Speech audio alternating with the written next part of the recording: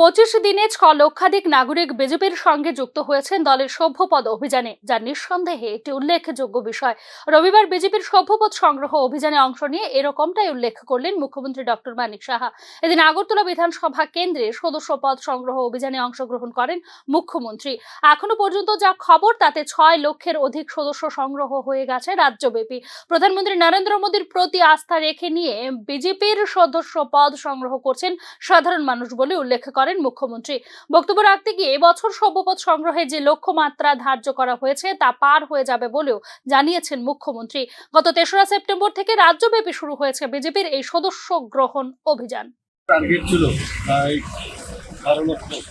এর মধ্যে যা শুনলাম খবর পেয়েছি আমি প্রায় 6 লক্ষর মতো ছুঁয়েছি। এটা ভালো লক্ষণ। যেখানে আমরা যাচ্ছি সেখানে কোনো প্রবলেম থাকলে সেখান থেকে বেরিয়ে কারোর বাড়িতে যায়, এটা একটা প্রতীকী আমরা করি।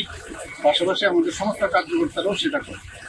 মানুষের মধ্যে উৎসাহ দেখলাম এবং আমাদের মাননীয় প্রধানমন্ত্রীজি এবং আমাদের পার্টির উপর এত আস্থা মানুষের, যে মানুষ বসে আছে তখন এটা করবে। অনেকে অনলাইনে করেও ফেলেছে, এটাকে এখন আবার বাড়িয়েছে।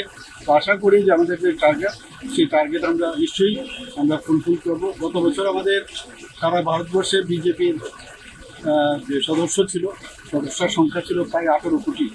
এবার আরও কত বাড়বে বুঝতেই পারছেন। ত্রিপুরাতে আগে ছিল 6,50,000, সেটা আবার আমরা 12 লক্ষ রেখে দিচ্ছি, সেটা সব দিকেই বাড়বে।